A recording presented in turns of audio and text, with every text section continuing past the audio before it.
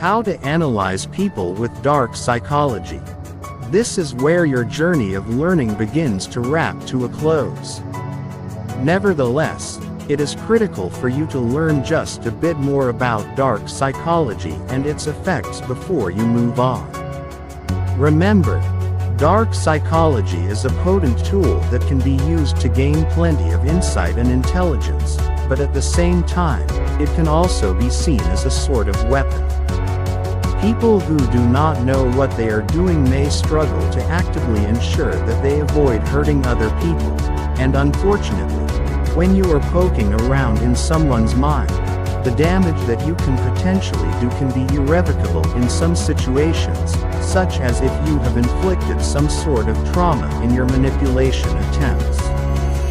Dark psychology may be designed to be a study and mimicry of those with the dark triad's most potent methods of manipulation, but that does not mean that the act of interacting with other people must be harmful or detrimental to anyone involved. On the contrary, you can use these techniques and your powers in ways that are ethical. You can choose to wield your tools in ways that are actually beneficial for everyone involved, as opposed to using these dark psychology techniques simply to hurt other people and get whatever it was that you were craving or wanting. When you are willing to use dark psychology with the intention of doing real good in the world, you may find that the techniques and tools take a different light. There may be some that you choose to avoid, but there could also be others that are quite compelling to you.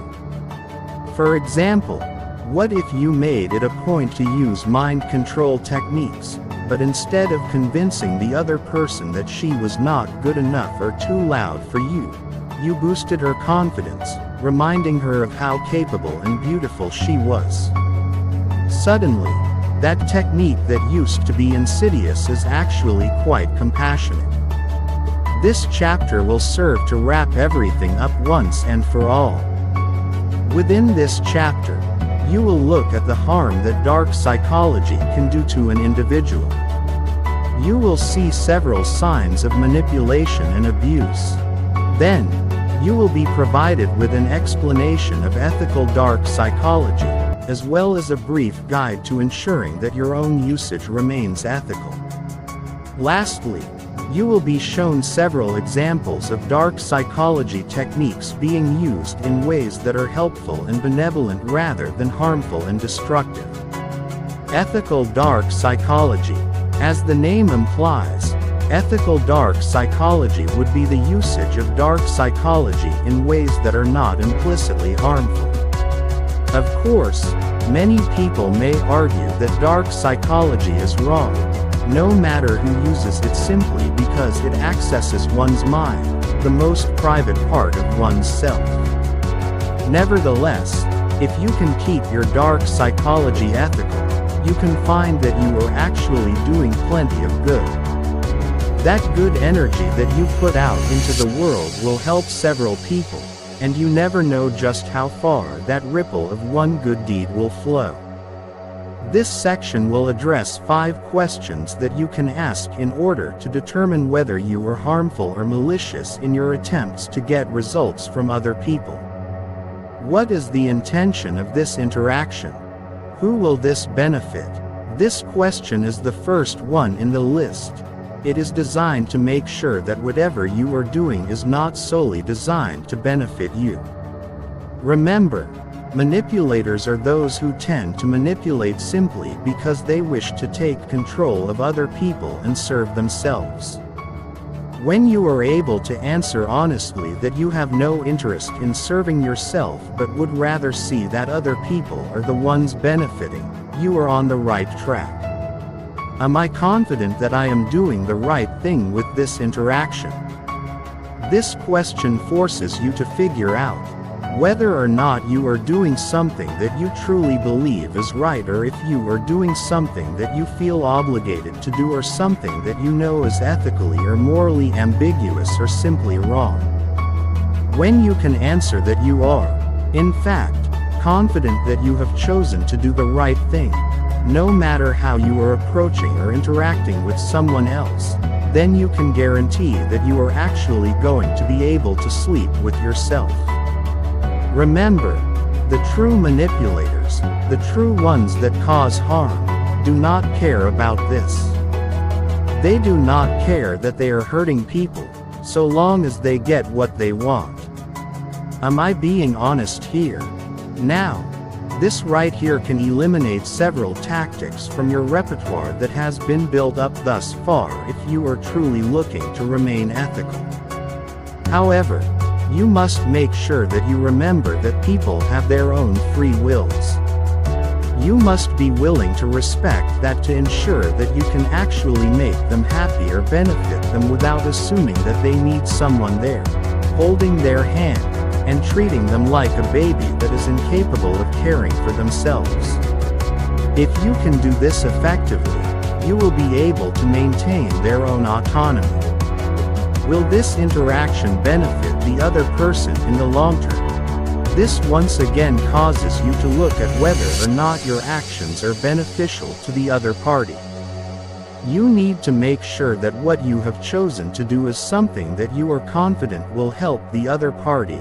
Otherwise, who are you helping? Most likely, the only other option would be yourself, and you should not be using people as a means to an end.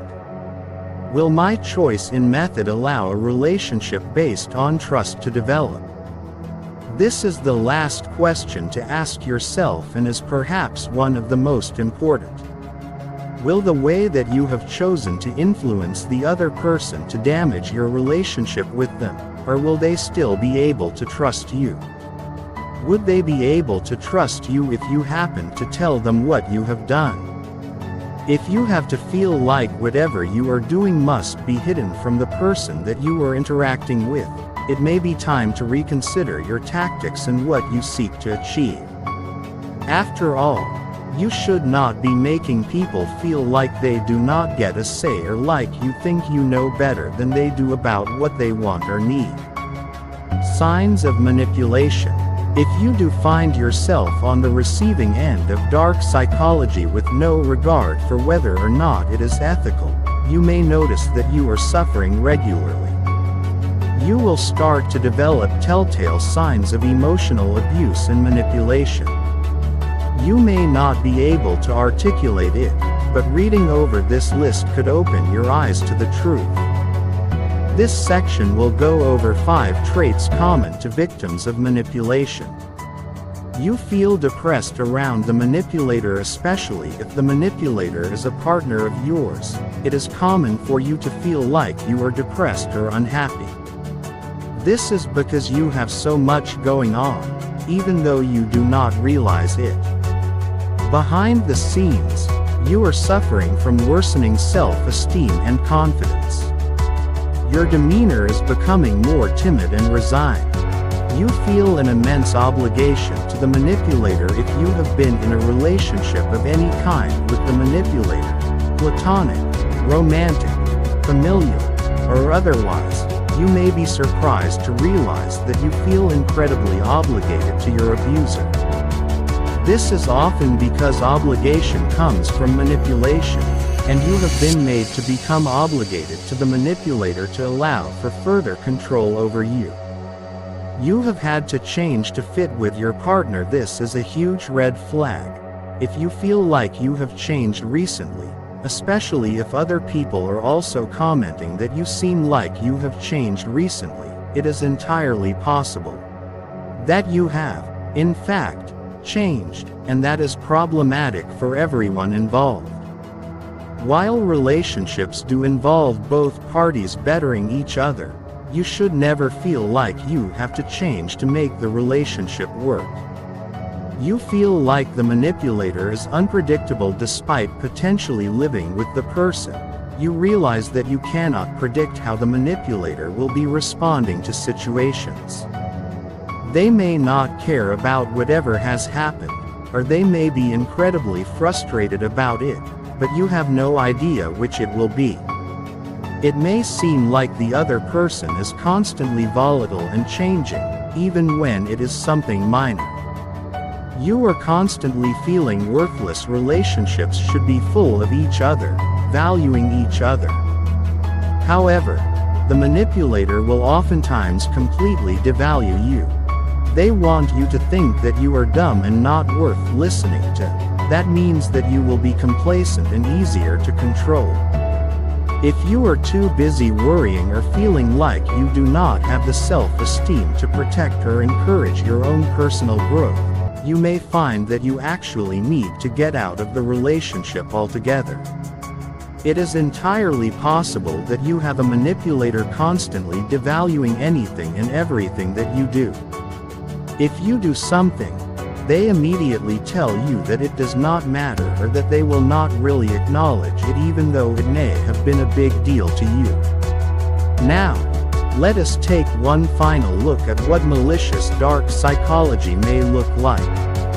Imagine that you feel like you constantly need to be showered with lavish attention and affection. You do not know why you need it, but as long as you have lived, you have felt that desire to always be the center of attention. You will intentionally do things that gain you negative attention simply because negative attention is better than no attention, though recently, you have noticed that your partner has been feeling quite bothered by this. Instead, you choose to change your tactics. You choose to guilt trip your partner at every turn. You tell your partner that you do not feel appreciated and that if they had appreciated you more, then you would not be so upset. You tell your partner that you do not think that you can be in a long-term relationship with someone who is not loving enough. You lay down the guilt and threaten to leave if your partner is not more attentive to your needs, even though your partner is already struggling to spend time with you, work, and get enough sleep. You demand more and more, despite there not being much more to give. Nevertheless, your partner desperately tries to give you more and actively attempts to spend more time with you. Your partner starts sleeping even less frequently and has a health scare. Instead of being compassionate, you continue to threaten your partner and then eventually just leave because you did not get the love you felt entitled to. This is an example of emotional manipulation and guilt tripping, both of which are incredibly unfair to do. The partner ends up feeling alone, heartbroken and wondering why they could not do anything right. Notice how the partner kept trying to push his or her needs away until there was no more give. This is typical in dark psychology. The victim is often trained to feel like their own needs are problematic or should be completely foregone. Despite sounding kind of like an oxymoron, you can absolutely have dark psychology that has been designed to be benevolent. You could choose, for example, to make sure that whatever you are doing is meant to raise up the other party rather than dragging him or her down with you. You could make it a point to ensure that you are always honest with those around you and that you are always conscientious about people having their own opinions and free wills. No matter the form you may make sure that your influence takes, you want to ensure that it is ethical. From there, it will be a matter of judgment call for yourself. Nevertheless, here are several situations in which dark psychology could be used to help someone, convincing someone to buy something that is genuinely better for them, though it may be easier to think that people always have their own best interests in mind. That is not always the case. Sometimes, people will be on the road to making risky decisions that are going to impact them for a significant amount of time, and in those instances, you may be able to use your persuasive techniques and ability to build a rapport with ease in order to convince someone else that they are making a bad decision. For example, imagine that your friend has decided to buy a sports car for their family car. However, your friend is a single mother with custody of an infant. Where will she fit the car seat? You can see that the decision does not make sense. but you cannot seem to convince your friend that she is making the wrong decision until you break out the persuasive principles to gently persuade her to do something that is in her own best interest. Helping someone through a panic attack is already briefly touched upon earlier. You can use body language to sort of eliminate panic attacks. However, that is not always the easiest thing to do when you are actively panicking. However, if you see a friend that is having a panic attack, it is far easier for you to go up to that friend and ask if they need any help than it would otherwise be, all because you will be able to help. You can begin to mirror your friend almost immediately and start encouraging mirroring on his end. His heart rate should slow as his breathing regulates to yours, and he should begin to calm down relatively quickly. Presenting yourself fairly for an interview. If you are going to an interview, you may be well aware that the nerves that come along with that initial drive and walk can be incredibly intimidating. Nevertheless, knowing how best to overcome, that means that you will be able to fight off the urge to run or do something else destructive. Instead, you can use your ability to read body language and to alter your own to help you make sure that you put your best foot forward and that you could respond to the actions of your interviewer effectively. Parenting children effectively. Children are notoriously difficult to put up with, especially during the teen years, when they think they know everything. Of course, they do not, and usually, there ends up being some sort of clash or disagreeability when trying to keep the kids on task. When this happens, however, you can always make it a point to use your ability to wield dark psychology. In this case, you may make it a point to use persuasion to really convince them that their decisions are not particularly smart and that they can make better ones, such as listening to you. Congratulations! You have arrived at the end of how to analyze people with dark psychology. Hopefully, this has been an incredibly informative process for you. As always, with psychology topics, it can be difficult to find a book and a topic that is truly interesting and also easy to understand, but it is with my utmost hope that you found this book to be interesting, easily understood, helpful, and actionable.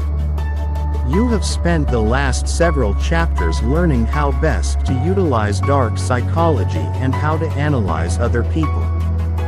These skills are crucial if you want to be a successful adult in the real world, and yet so many people simply lack the capacity or ability to wield either of these. Remember, you were first guided through how to analyze people. You were told why analyzing others works and how important it is to know how to do it.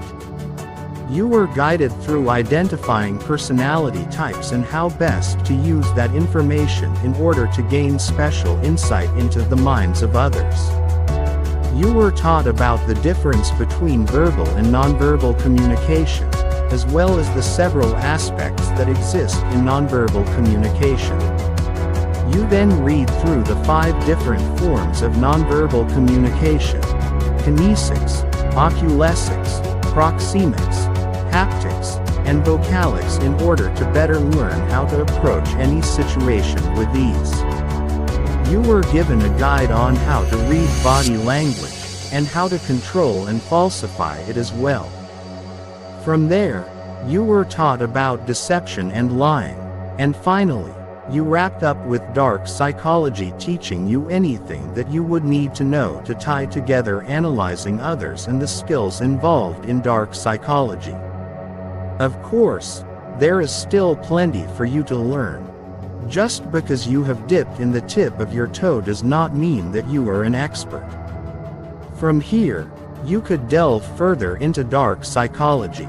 Several concepts have been briefly introduced within this book, such as neuro-linguistic programming, the principles of persuasion, and mind control. You can begin to learn so much more about dark psychology if you continue to delve into more books on the subject. Perhaps instead, you think that you would be better served addressing emotional intelligence. After all, 2 of the skills discussed within this book were specifically about how to use emotional intelligence, how to self-regulate, and how to be self-aware. Maybe you choose to look into cognitive behavioral therapy, another line of psychology that is interested in observing the cycle between thoughts, feelings, and behaviors and how they all interact with each other. As this book comes to a close, remember that your dark psychology usage should always be ethical. You should always be choosing to act in ways that are not harmful to others. You should be attempting to avoid harm whenever possible when using these techniques, as several of them can lead to irreparable damage. No matter what it is that you choose to do next, however, make sure that you remember to stay true to your morals. Do not use dark psychology to hurt other people whenever you can avoid it.